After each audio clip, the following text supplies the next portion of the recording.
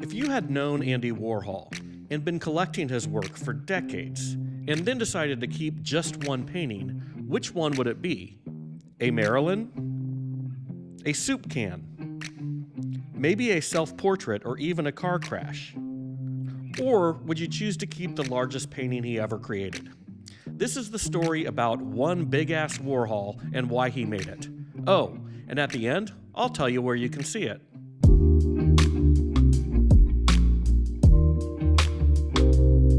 Art lovers, welcome back to the channel. My name is Christopher West, and this is the place where we talk about all things modern and contemporary art and design. And if you're watching this while simultaneously being alive, you're undoubtedly familiar with Andy Warhol's work. He was the king of pop. He took things from our everyday lives and transformed them into works of art. Now, there are going to be a lot of haters out there that will tell you that Warhol was only good at one thing, and that was making rich collectors depart with their money. But I'm here to tell you they're all wrong, and I'm sure as soon as they heard Warhol's name, they clicked off this video anyway.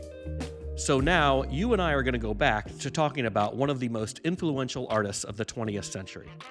And we all know Warhol was not only a painter, but also a printmaker, photographer, and filmmaker. And we don't typically think of Warhol as an abstract artist. In fact, pop art was born in response to abstraction.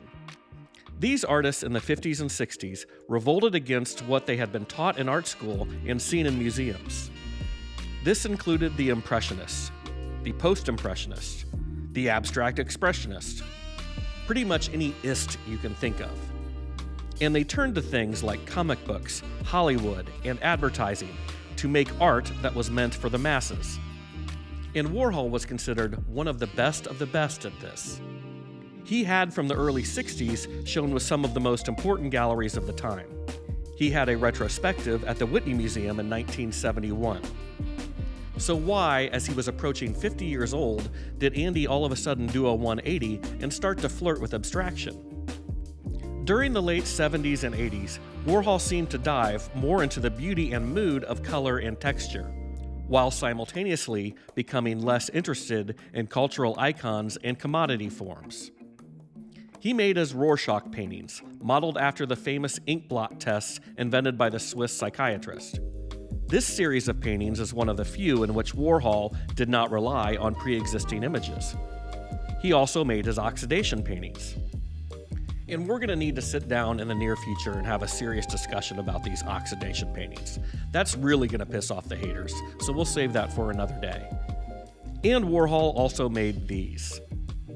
And while at first glance they may look totally non-representational, they're not. Warhol is painting shadows. He said, "They are based on a photo of a shadow in my office." And he's also playing with texture and gesture. The backgrounds of his earlier paintings were produced by rolling layers of acrylic paint into smooth surfaces. The backgrounds of the shadows were painted with a sponge mop, leaving trails and streaks. And he made a lot of them. This is in fact a series of 102 silk-screened canvases. They were conceived as one painting in multiple parts, comprising his largest work of art ever made. The exact number of canvases shown at any one time is determined by the dimensions of the exhibition space. In its very first public presentation, only 83 canvases were shown. The Dia Art Foundation began to exhibit Warhol's work in the late 1970s, and would continue to do so through the 1990s. And they first presented the Shadow series in 1979. In typical Warhol fashion, after installing the show and having a lunch of pickles and champagne, Warhol and the crew crossed the street and went into Holly Solomon's gallery.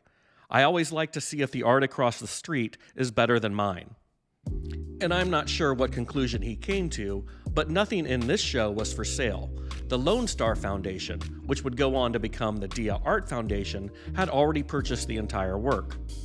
And for the next couple of decades, they would acquire more and more work by the artist. So, when in 1994, the Andy Warhol Museum opened in Pittsburgh, Dia decided to support their mission by making a huge donation. The Warhol Museum is now the largest single artist museum in North America. thanks in no small part to Dia donating their entire collection of Warhol works to them, with the exception of one extremely large painting. They kept all 102 panels of Andy Warhol shadows, and they can now be seen in a specially designed gallery at their flagship location in Beacon, New York. So I once again encourage you to make that trip north on the Hudson. And to all the haters, if you're still watching, Warhol predicted back in 1979 that you wouldn't like this show. This show will be like all the others. The reviews will be bad. My reviews always are. But the reviews of the party will be terrific. So for the rest of us, let us eat pickles and drink champagne. And let me know down in the comments what you think of the King of Pop's work. Until next time, folks. Ciao.